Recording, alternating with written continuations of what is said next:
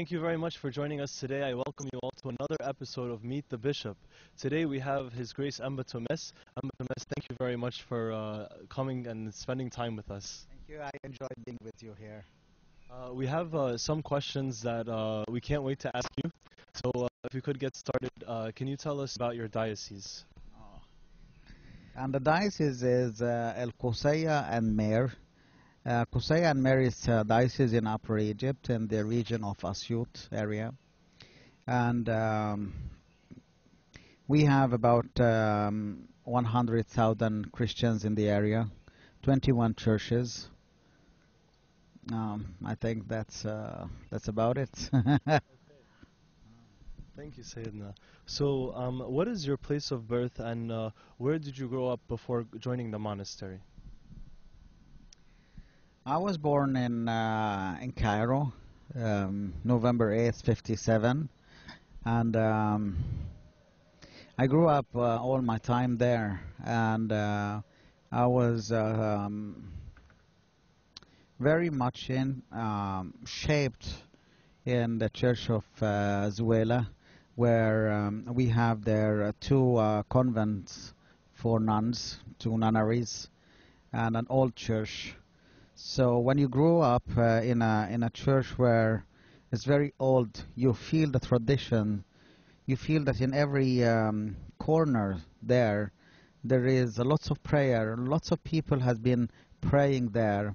Especially this church has been a seat of a patriarch for a long period of time.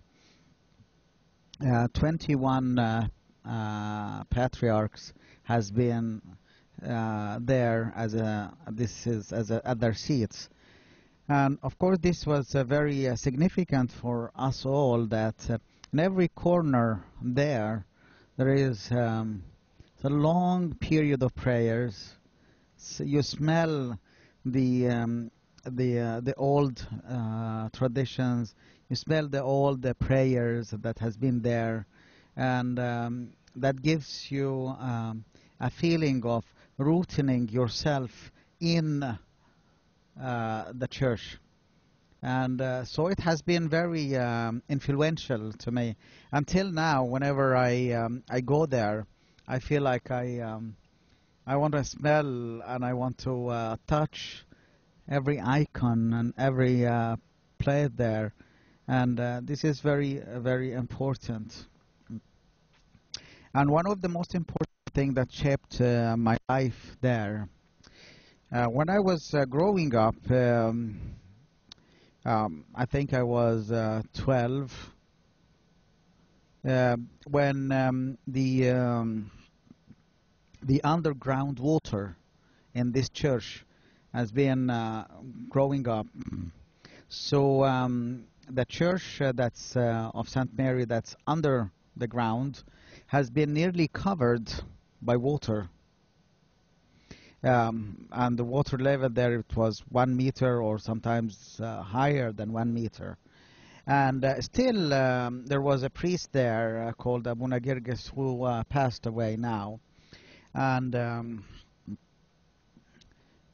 he was very keen that he would never stop praying in the church.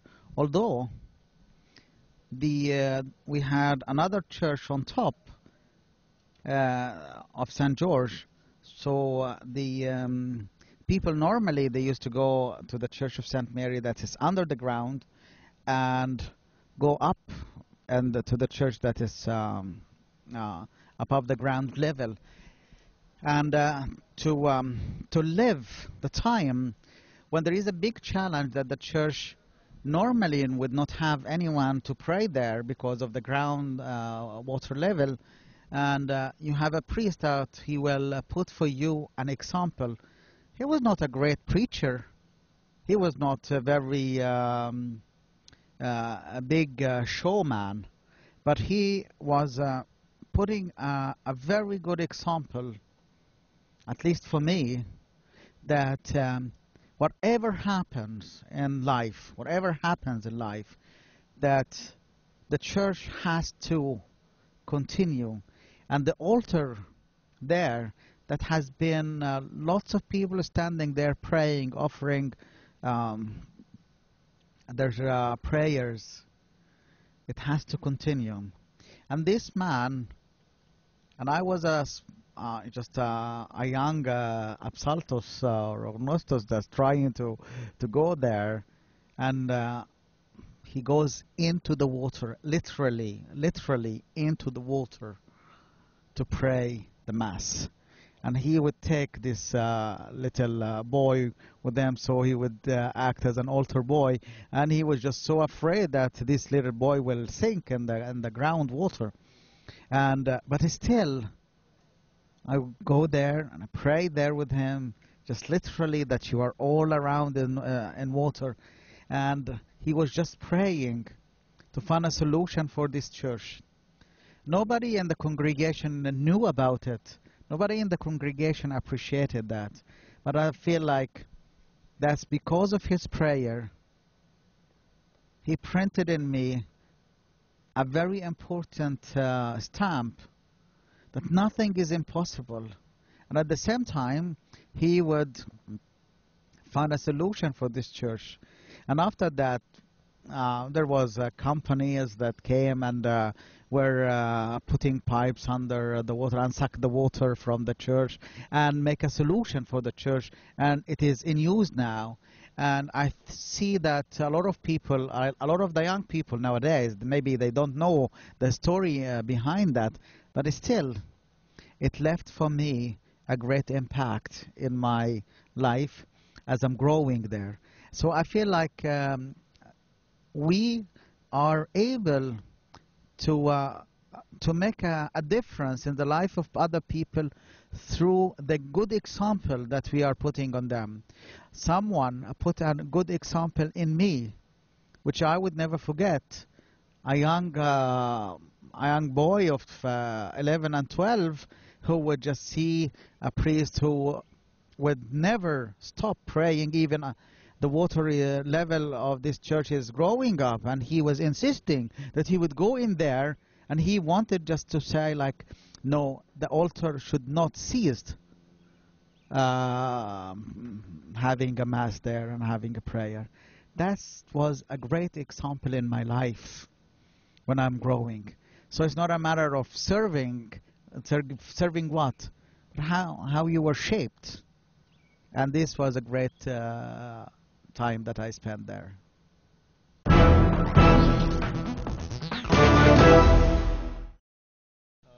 It looks like God was preparing you for great things even when you were younger.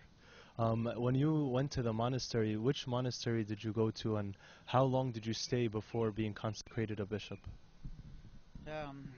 Actually, I went to the monastery of Saint Pachum in Etfo, in the very far south in near Aswan, and it was also a starting monastery.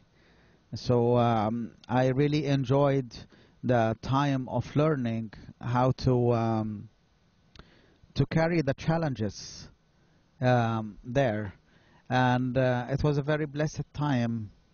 And I stayed there from 83 till the beginning of 88, where after that I was sent to Kenya to serve there. And in Kenya, it was very blessed time that you are able to experience how to reach out to a different nation, and how Christ is one for all. And that as well is an important thing that played an important role in me as a person. Simply you need to understand that Christ came for all nations, and the concept of mission is a concept that the church needs to carry on, because our church has been always a missionary church. We since the beginning we were reaching out for the whole Africa, North Africa, and the whole of Africa was actually was our responsibility in the Coptic Church. And this is, I think, that we need to continue carrying our responsibility to reach out. It's not only to Africa, but I think it's our responsibility, as God has allowed us now, to be in the whole world nearly now. Just everywhere in the world you find a Coptic church. Thanks to His Holiness Pope Shenouda, God gave him long life and peaceful time and health, and it's because of his effort, because of his enthusiasm to expand the church, that the church is everywhere now. But what is our responsibility, as God has put us now in every part of the world? And as we see now, a lot of the congregations, a lot of people around, it's a lot of secularism, it's a lot of atheism, it's a lot of humanism, it's a lot of moral changes in the life of the societies, especially in the West. So what is our responsibility as good Christians, and as Coptic Church has been always on the lead for mission work? Are we doing our responsibility or not? And how are we reaching out for our neighbors? Are we witnessing our faith to everyone, or we are restraining ourselves and saying, no, we can't do that for different reasons? It's just a question here for for ourselves, for every person. You can actually witness wherever you go. And I always say, like, imagine if you see, like, someone who is sick and who is in need for help, and normally in the physical realm we run to help this person. Or if we hear about some people that they are in need for some food or some humanitarian aid, we run for these people. But what about the spiritual needs for those people? Are we really wanted to help them or not? Can we? This is a question for ourselves. And if we understand that this is a call from God for all of us to be witness and to stand firm for our faith, that makes it a difference in the life of everyone. If you have a vision in your life, then you find yourself that you are directing everything towards this vision. It's a big responsibility, and I've been really crying to God to show me the way. Would you please tell us your vision for Anofo?